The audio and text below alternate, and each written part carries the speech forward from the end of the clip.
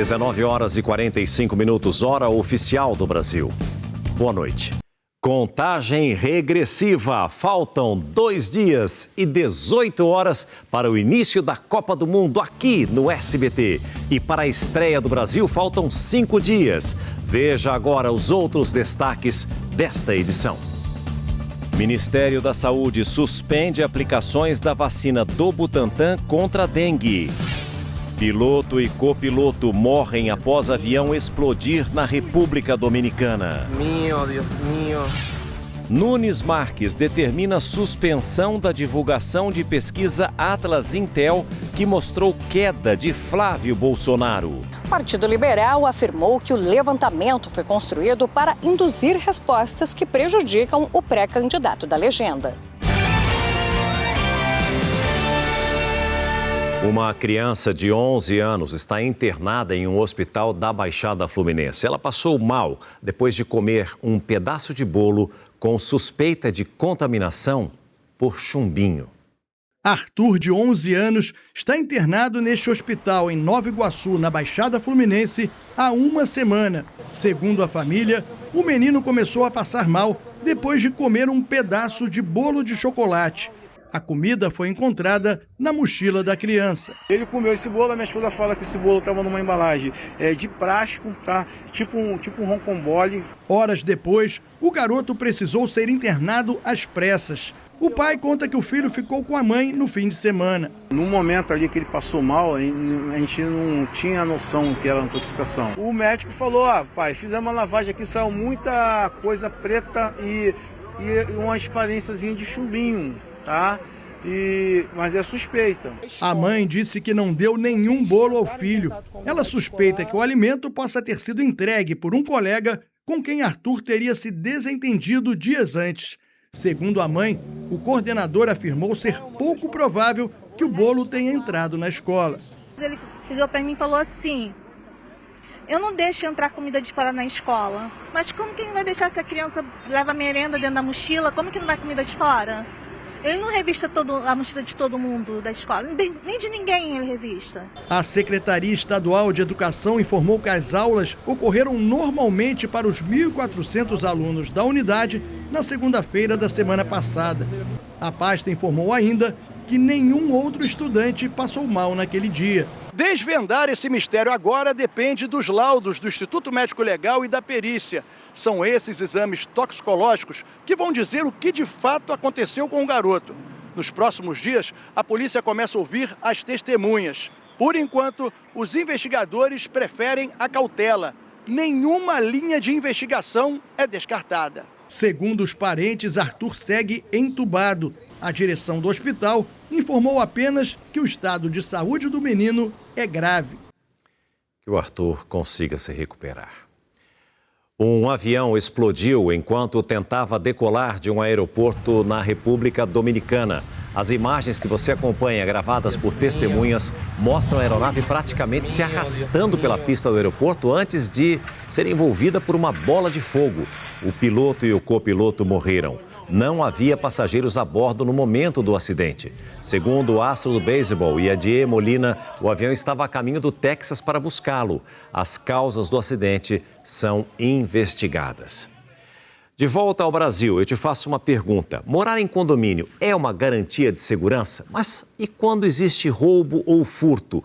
O prédio que tem que arcar com os prejuízos dos moradores? Veja todos os detalhes agora, na reportagem de Fernanda Trigueiro. Para entrar, não basta chegar. A portaria controla o acesso de moradores, visitantes e prestadores de serviço. A segurança começa na biometria. Depois, o acesso passa por portas com intertravamento. A portaria é blindada.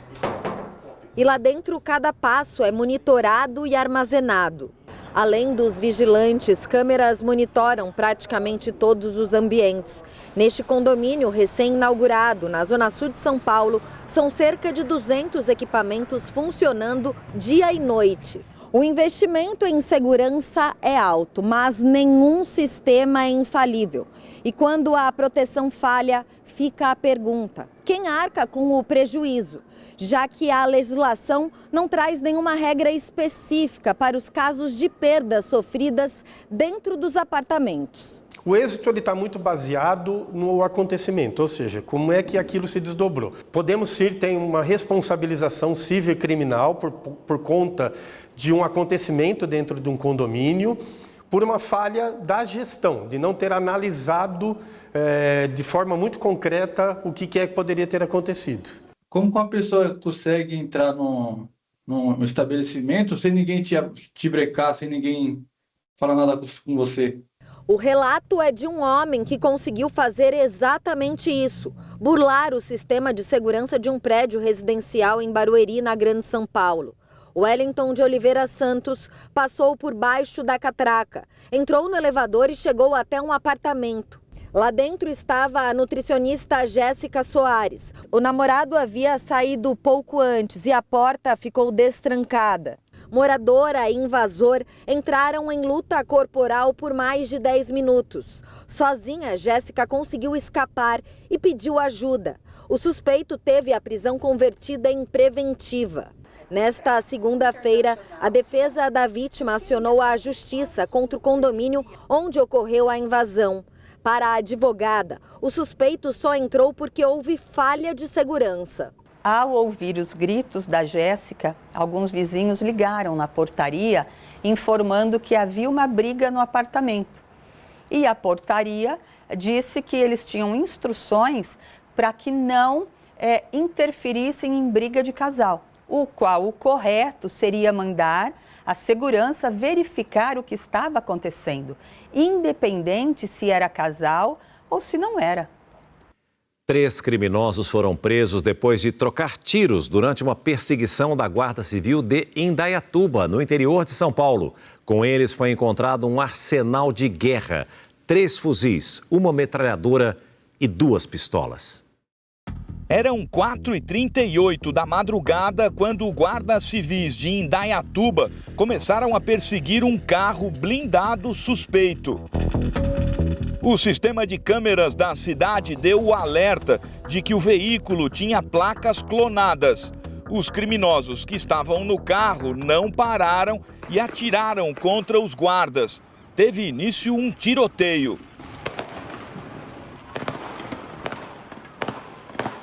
A perseguição continuou pelas ruas da cidade e foi gravada por diversas câmeras. Encurralados, os bandidos derrubaram a cancela e entraram em um condomínio fechado. Aí começou um teatro. 3 criminosos estavam dentro do carro.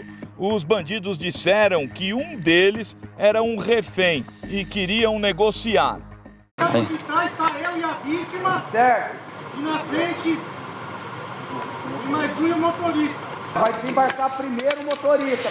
A tal negociação durou 40 minutos. Foi o tempo certo para a chegada de uma advogada dos criminosos. Eles também tiveram tempo para destruir 3 telefones celulares. Faz a revista. O criminoso só foi atingido porque abriu o vidro blindado para atirar nos guardas. Em determinado momento, quando ele abaixou o vidro para efetuar disparo, foi revidado, acertado no braço. Nesse momento ele ficou acuado e diminuiu a parte aí de efetuar disparo. Mesmo assim, ele percorreu várias ruas da cidade, efetuou mais disparo contra as equipes. Dentro do carro, os policiais encontraram a prova de que os bandidos se preparavam para uma grande ação. 2 pistolas, 3 fuzis, uma metralhadora, carregadores cheios de munição, coletes à prova de balas e gorros. Na delegacia, os 3 foram identificados e presos em flagrante por tentativa de homicídio contra os guardas civis e pelo porte do armamento e da munição de uso restrito. Eles têm passagem por roubo, furto, tráfico de drogas e associação criminosa. A Polícia Civil tenta descobrir agora qual era o plano. A suspeita vai de um ataque a carro forte a um grande roubo no aeroporto de Viracopos, em Campinas. A única certeza é que mais bandidos participariam da ação. No fim da tarde, por causa do risco de um resgate dos presos, a Guarda Civil e a polícia fecharam a rua da delegacia. A pergunta que certamente você está fazendo, né, para quem está acompanhando o SBT Brasil junto com a gente, é exatamente a mesma que eu estou me fazendo nesse momento. Como é que tantos bandidos com tamanha passagem, com tantas fichas criminais, estavam em liberdade e atuando no mundo do crime? Este é simplesmente o Brasil. 4 suspeitos foram presos em São Paulo por participação no roubo de uma carga de bicicletas elétricas avaliada em R$500 mil. Segundo a investigação, os suspeitos estavam armados e renderam 2 pessoas que trabalhavam no galpão onde os produtos estavam armazenados. Celulares e 2 veículos usados no transporte da carga foram levados pelos criminosos. A polícia chegou até os suspeitos depois de rastrear um dos celulares roubados. As 61 bicicletas elétricas foram recuperadas. O Ministério da Saúde paralisou a vacinação contra a dengue com o imunizante do Instituto Butantan após a identificação de reações adversas severas que estão ainda em investigação.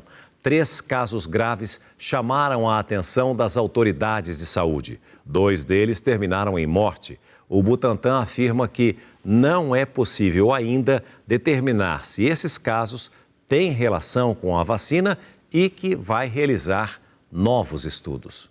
A vacinação com o imunizante do Butantan foi interrompida temporariamente. A decisão afeta a estratégia de imunização que focava em profissionais da atenção primária em todo o país e também em 4 locais onde a vacina era aplicada em larga escala. Botucatu, em São Paulo, Nova Lima, em Minas Gerais, Maranguape, no Ceará e Araguaína, no Tocantins. Muitas vezes, na área da saúde, a precaução é a melhor medida no sentido de você reforçar as suas ações de proteção.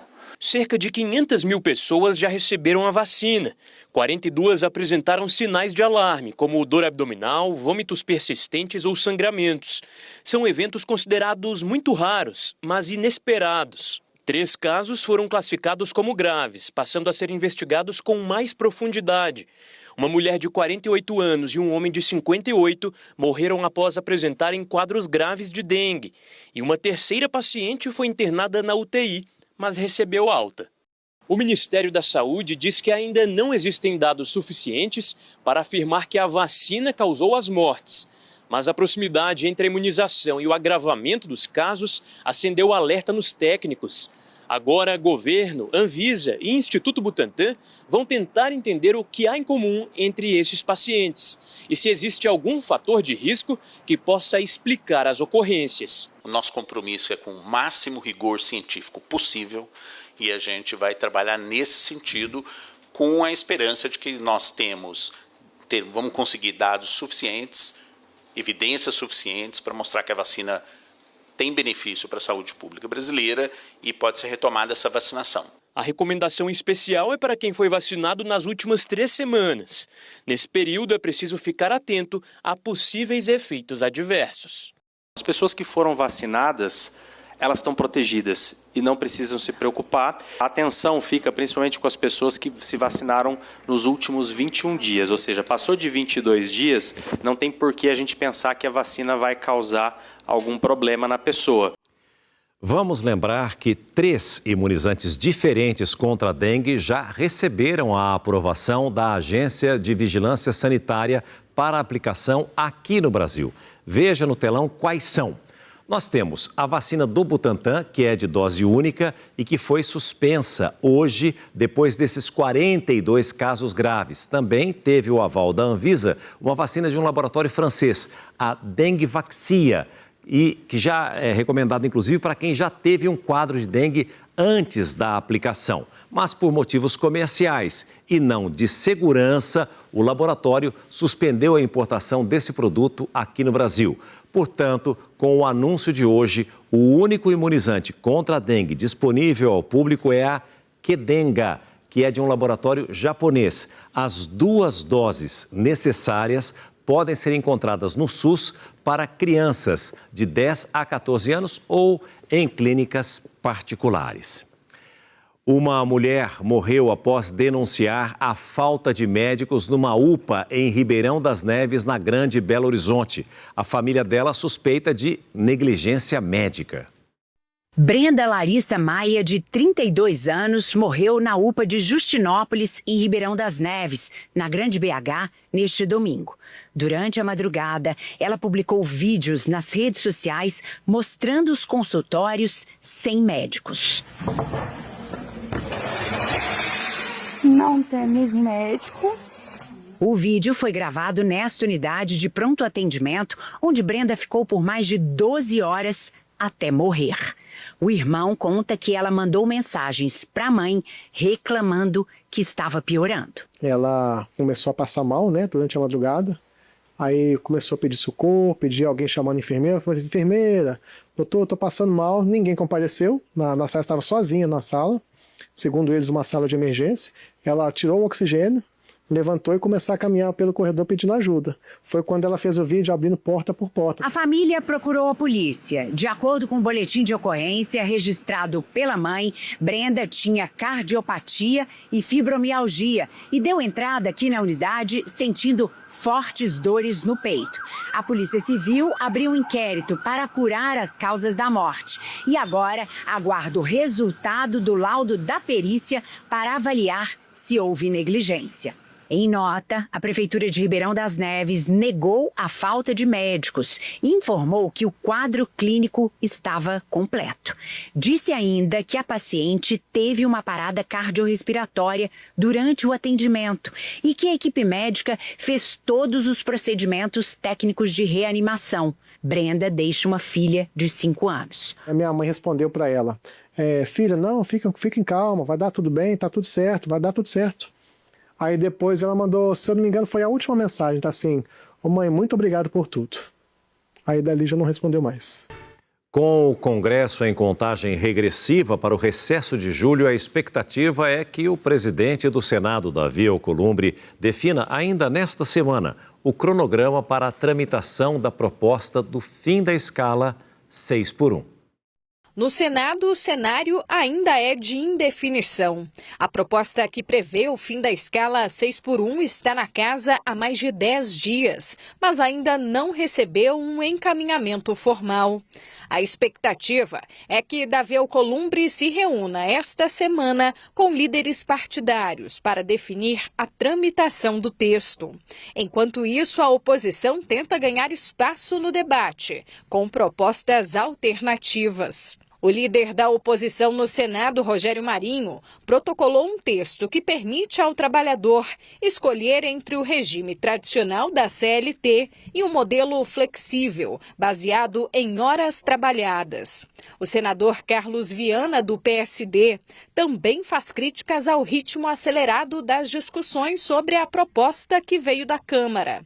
Apesar disso, anunciou uma emenda que prevê a escala 4x3 para profissionais da segurança pública e da saúde. Naturalmente que o empresariado não vai ser a favor de uma mudança tão radical que nós temos. Mas eles entendem, e boa parte deles já, inclusive, pratica uma escala menor. Porque hoje, você quando tem uma mão de obra qualificada, essa mão de obra também quer mais tempo para ela e para a família. Davi Alcolumbre já adiantou que os senadores não serão apenas carimbadores da proposta aprovada pelos deputados. Ele defende que o texto seja discutido não só na Comissão de Constituição e Justiça, a CCJ, mas também em outros colegiados da Casa. A sinalização é que o fim da escala 6x1 deve caminhar mais lentamente no Senado em comparação com a Câmara. A base governista pede celeridade na votação da proposta. Vamos votar. A população, pela pesquisa última que eu recebi, já está acima de 80% querendo a jornada de trabalho de 40 horas semanais sem redução do salário. Eu sempre aprendi que você tem que ter um olho no parlamento, mas um olho nas ruas. E o voto está na rua. O governo federal liberou o crédito de mais de R$1 bilhão para reforçar o caixa das companhias aéreas brasileiras. O setor enfrenta pressão dos custos operacionais, principalmente por causa da alta do preço do combustível de aviação. Pelas rodoviárias, não faltam casos de viajantes que gostariam de chegar ao destino de avião, mas são impedidos pelo preço das passagens. A última vez que eu pesquisei estava R$ 1.500 uma passagem de avião para Natal. Aqui de ônibus eu consegui comprar de 700 e pouco. Avião é caro demais. A gente tem que viajar, fazer do que o bolso cabe, né? O conflito no Oriente Médio, que inflaciona o valor do combustível e pressiona o caixa das companhias aéreas, tem levado as empresas a aumentar o valor das passagens e reduzir a oferta de voos. A Associação Internacional de Transportes Aéreos projeta que o lucro das companhias no mundo todo deve cair pela metade em 2026, em comparação com o ano passado.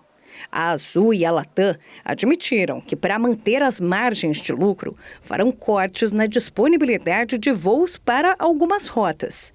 Movimento que poderá ser mantido até setembro. Nesta segunda, o governo federal publicou uma medida provisória que libera R$1 bilhão do orçamento da União para o financiamento de capital de giro das companhias aéreas. O crédito faz parte do pacote anunciado em abril para conter os efeitos da guerra.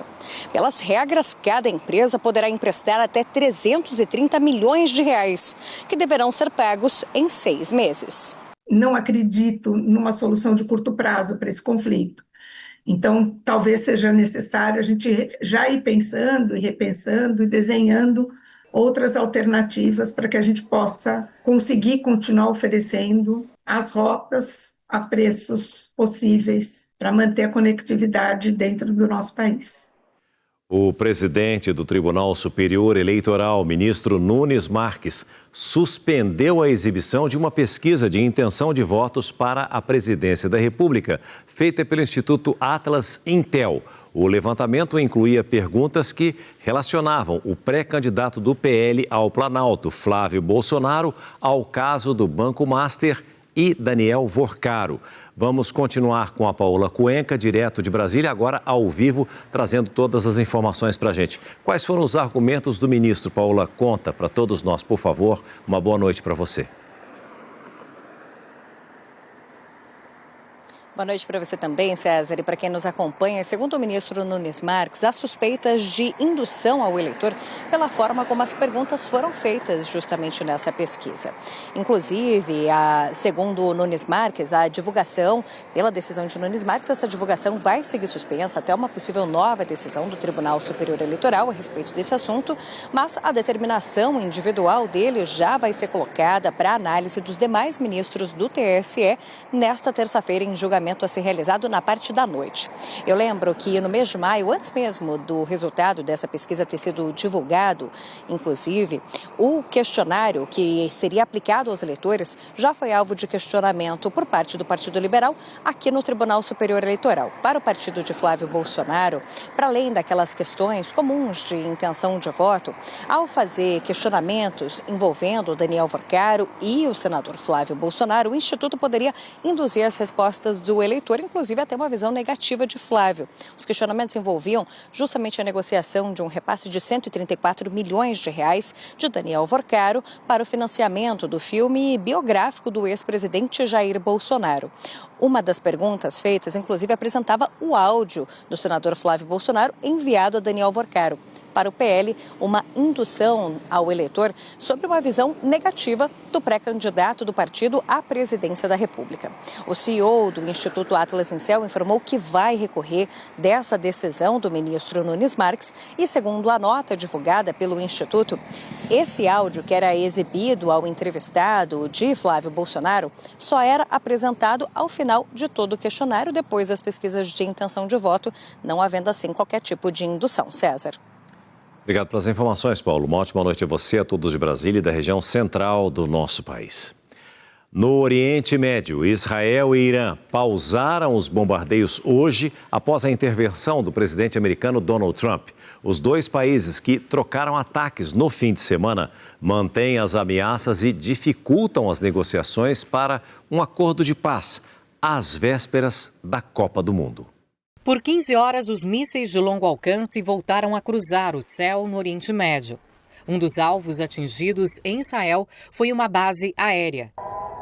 Em Jerusalém, o alerta foi para que as pessoas se abrigassem. No Irã, mais destruição. Bombardeios israelenses atingiram uma refinaria de petróleo. Foi uma resposta aos ataques iranianos, que começaram depois das ofensivas de Israel a Beirute, capital libanesa. O regime iraniano cometeu um erro grave. Vamos seguir com os ataques contra o Hezbollah, no Líbano, disse o porta-voz do exército israelense. Donald Trump, que havia dito que um acordo estava muito próximo, exigiu uma trégua entre israelenses e iranianos. Em uma outra frente de batalha, os Houthis no Iêmen também atacaram Israel e ameaçam os barcos israelenses de seguirem pelo Mar Vermelho. Na prática, a situação no Oriente Médio segue instável às vésperas da Copa do Mundo e coloca mais tensão sobre a seleção iraniana, que desembarcou neste domingo em Tijuana, no México. Os jogadores e a equipe técnica receberam vistos para entrar aqui nos Estados Unidos, mas não poderão permanecer aqui entre os jogos. Depois de cada partida, todos terão que retornar ao México, onde estão hospedados. Apesar da tensão da guerra, os jogadores demonstraram otimismo. Naturalmente, nossa preparação física e treinamento foram afetados, mas, graças ao nosso técnico, estamos em ótima condição e acredito que poderemos nos classificar para a próxima fase, disse o jogador Ezan Asjaf. O Irã joga em Los Angeles contra a Nova Zelândia e a Bélgica. Em Seattle, o time enfrenta o Egito. Pelo menos 32 pessoas morreram e mais de 100 ficaram feridas durante um terremoto que atingiu as Filipinas. O tremor de magnitude 7,8 atingiu várias ilhas e provocou destruição pelo país. Prédios desabaram e o número de vítimas pode subir, conforme as autoridades fazem buscas pelos escombros. Esta imagem mostra um grupo de crianças sacudindo com o tremor durante uma aula ao ar livre. Elas escaparam por muito pouco do desabamento de um telhado. O epicentro do terremoto foi a 35 quilômetros de profundidade no mar, na região da ilha de Mindanao. Um alerta para tsunami chegou a ser emitido, mas desligado cerca de 6 horas depois. As Filipinas fazem parte do chamado Cinturão de Fogo do Pacífico, uma região com intensa atividade sísmica, onde terremotos e erupções vulcânicas são comuns.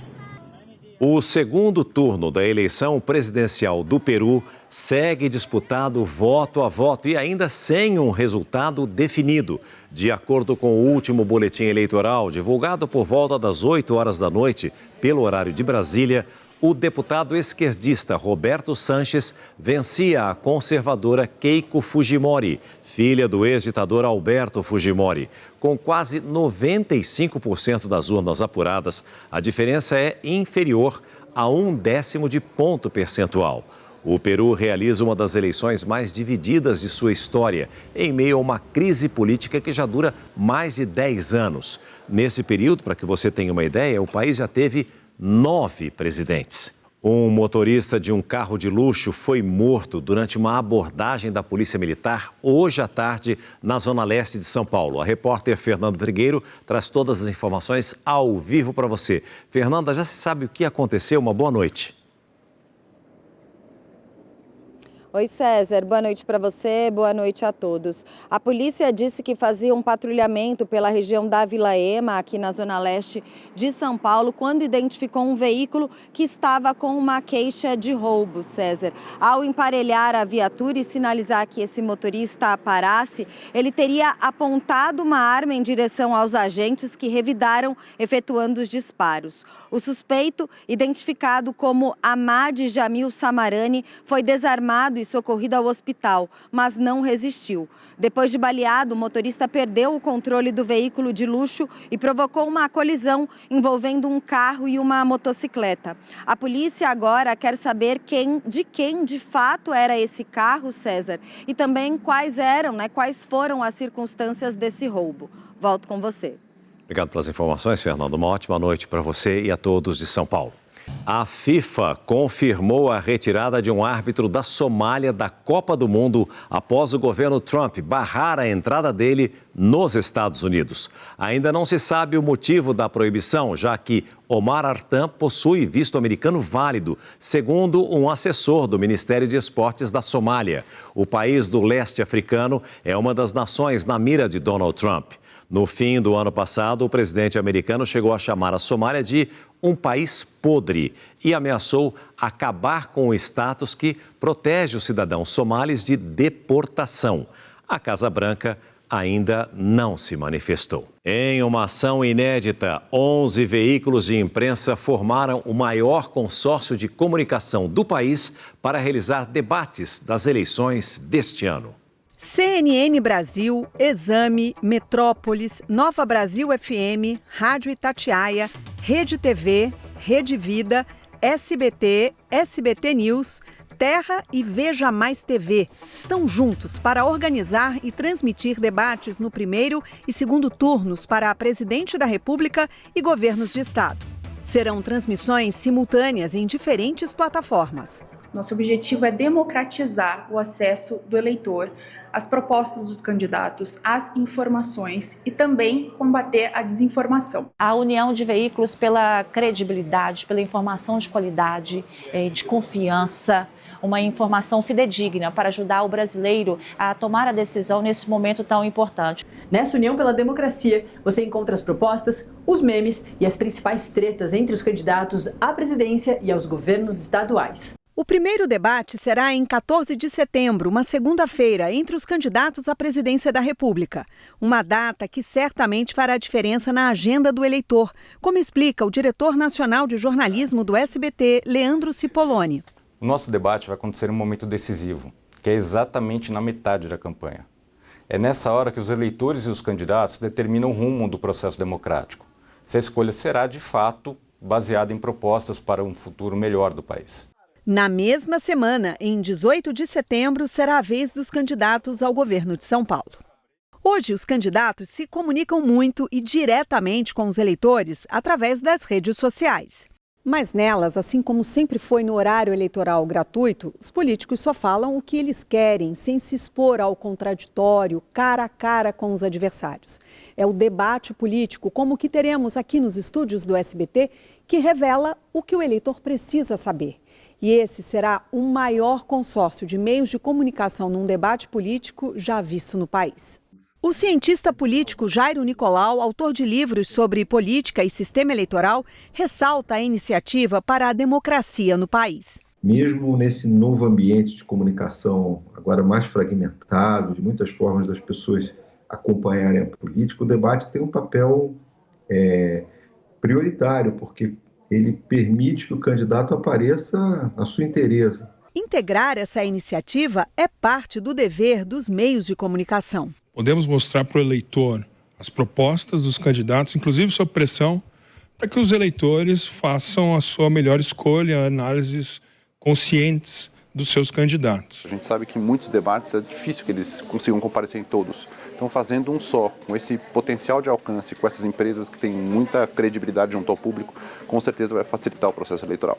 Juntas, as 11 empresas do consórcio alcançam milhões de brasileiros com notícias e análises. Nossa expectativa é contribuir para um debate plural e relevante, ampliando o alcance dessas discussões para ajudar os brasileiros com informações que apoiem escolhas mais conscientes. A hora da decisão é um desdobramento dessa nossa missão. É informar melhor as pessoas para que elas possam decidir nas eleições desse ano quais candidatos, quais projetos elas vão apoiar.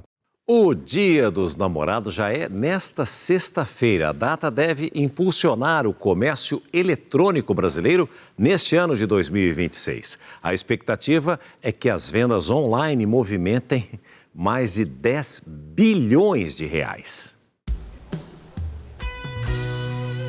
Os ursos já estão a postos, junto com os chocolates, as garrafas de vinho e, claro, as flores. Segundo a Associação Brasileira de Inteligência Artificial e E-Commerce, o Dia dos Namorados deve movimentar mais de 10 bilhões de reais no comércio eletrônico este ano. Esta é uma semana decisiva para aqueles que estão há meses se preparando para as vendas do Dia dos Namorados. Esta empresa, por exemplo, pretende atingir a meta de 15 mil pedidos só nas compras online, fora o que pretende vender nas lojas físicas. Isso representa um aumento de 12% em relação ao ano passado. A data já está chegando bem perto das vendas do Dia das Mães. Senhoras, o jeito é se conformar. O Dia dos Namorados e o Dia das Mães é muito parecida a data, a diferença de 2%, 3%, né? O ano passado, por exemplo, o Dia dos Namorados foi maior que o Dia das Mães. Este empresário está tão otimista com as vendas que contratou mais funcionários para este período. Não só na equipe interna, né, como na parte logística também, né? Na parte interna a gente vai contratar só para esse CD aqui, fora as lojas físicas, 60 pessoas só aqui e mais 70 pessoas nas nossas lojas também. Segundo as projeções do varejo eletrônico, cerca de 18 milhões e meio de pedidos serão feitos nas plataformas digitais e os presentes devem custar, em média, R$ 555 cada um. A expectativa é de que o amor seja muito lucrativo este ano, mas é bom planejamento para que o mozão não fique sem presente. Você consegue comprar hoje recebendo no mesmo dia ou no dia seguinte para várias regiões do país, principalmente regiões metropolitanas. Mas óbvio que a gente sempre recomenda comprar com antecedência, pois imprevistos acontecem, pode ser que o seu pedido ocorra um atraso e ninguém quer correr esse risco de chegar ao Dia dos Namorados e não estar com o presente disponível. Mas até quem não pretende gastar muito não vai deixar a data passar em branco. E o presente, bem singelo, pode vir com uma enorme surpresa. Uma florzinha e um pedido, né? Vou pedir ela em namoro aí. Ah, então ela não é sua namorada ainda? Não, ainda não. Então ela acabou de descobrir, né? Vai descobrir agora. Boa sorte. Ele chama a atenção pela aparência diferente, mas a história do Chiquinho vai muito além da curiosidade. O cachorro, que nasceu com uma má formação no focinho, incentiva a adoção de animais com deficiência. Ele faz sucesso nas redes sociais. Patinha. Dá o queixinho? O motivo é inusitado. O focinho do Chiquinho é partido ao meio. Segundo os veterinários, o nome dessa condição é lábio leporino. Mas a aparência diferente não impediu o amor à primeira vista da Karina. Quando a gente viu ele lá no aquário que ele estava, né? Que ele estava numa caixa de vidro. Sei lá, bateu assim sabe quando tu simplesmente se apaixona? Daí eu falei pra ela, me dá esse cachorro aí com 2 narizes, então. Ele chama muita atenção pela aparência dele. Mas, ao mesmo tempo, não tinha ninguém que já tinha se inscrito para adotar ele, sabe? Ele foi a primeira e a única que quis. Segundo esse médico veterinário, a condição do animal tem relação com a consanguinidade. Isso vem de cruzamentos industriais, muitas vezes, né, em cães que são cruzados pai com filho, com um grau de parentesco, né, nascem com esse problema congênito, né, não que tenha um cunho genético envolvido, né. O Chiquinho leva uma vida normal, mas precisa de cuidados especiais no trato respiratório. A Organização Mundial da Saúde estima que mais de 30 milhões de animais vivam em situação de abandono no Brasil. Desse total, 20 milhões são cachorros. Muitos carregam as marcas dos maus tratos, convivem com doenças crônicas ou têm algum tipo de deficiência. E é em abrigos que eles aguardam por uma segunda chance e um novo lar. Esses cães que têm alguma comorbidade, eles geralmente ficam um pouco com mais tempo conosco, às vezes vivem para sempre conosco. O Chiquinho inspira que esse tipo de atitude seja diferente. Vale a pena adotar? Com certeza. É um amor que não tem como explicar. Você fica agora com a novela A História de Joana. Muitíssimo obrigado a você que liga e se liga todo dia, o dia todo, junto com a gente, aqui na tela do SBT. Uma semana abençoada para você e até amanhã, 7:45 com mais uma edição do SBT Brasil. Até lá!